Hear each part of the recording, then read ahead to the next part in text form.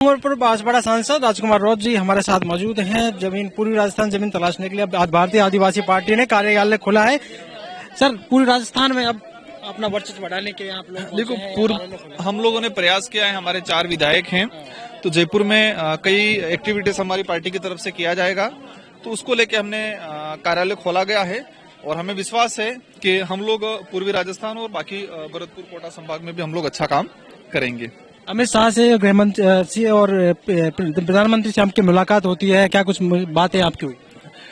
मेरे क्षेत्र की डिमांडों को लेकर उनसे मैंने मुलाकात की थी और पॉजिटिव सकारात्मक मुलाकात हुई। उन्होंने पॉजिटिव रिस्पॉन्स दिया है कि जनहित के जो मुद्दे थे उन्हीं को लेकर मैं गया था और उन्होंने आश्वस्त किया है कि इन मुद्दों पे हम लोग काम करेंगे। भील प्रदेश के लिए कोई बात हुई?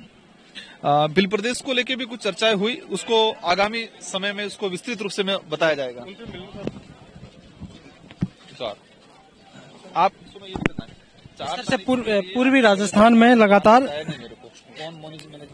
पूर्वी राजस्थान में जिस तरह से लगातार गुजर मीना जो पूरा बेल्ट है, डॉक्टर कुरलाल मीना भी वहाँ इस तरफ पूरा, लेकिन अब इस वक्त बीजेपी में उनका जो है न कैबिनेट मंत्री वो है कि नहीं, ये लगातार चर्चाएं रहती है।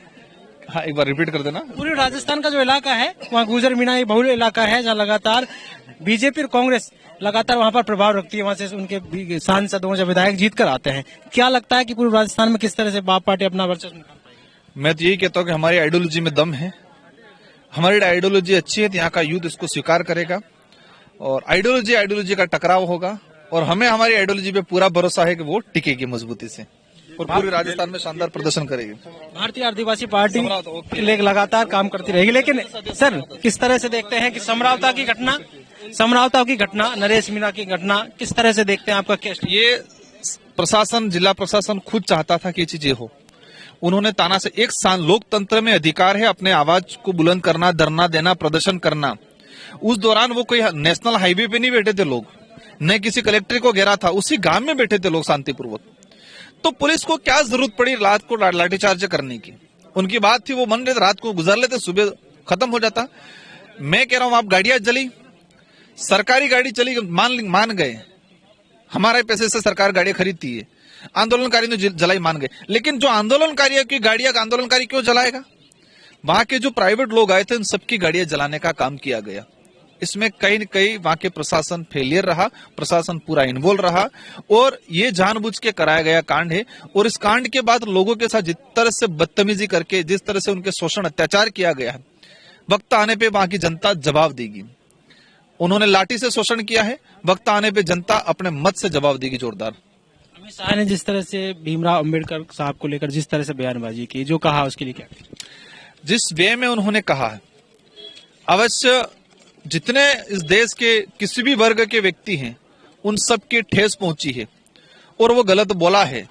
तो अंबेडकर जी को लेके अगर हम किसी को क्षमा मांगनी चाहिए, भाई जाने अनजाने में हो गया, तो अंबेडकर जी के बड़े नहीं है।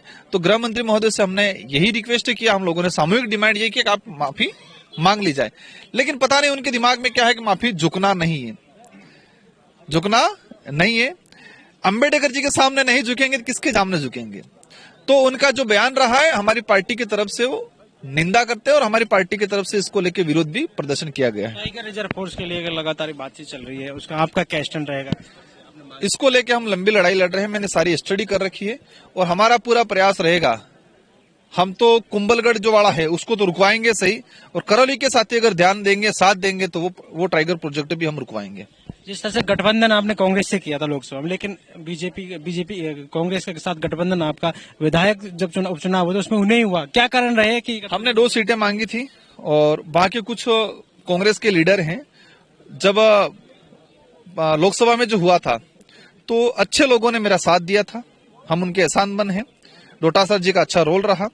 लेकिन आज जिस तरह से उपचुनाव में उन्होंने लगा कि हम वापस उनको ऐसा कर लेंगे, वहां कुछ कांग्रेस के नाम से हैं लेकिन वो बीजेपी के लिए काम करते हैं, ऐसे लोगों ने गठबंधन नहीं होने दिया।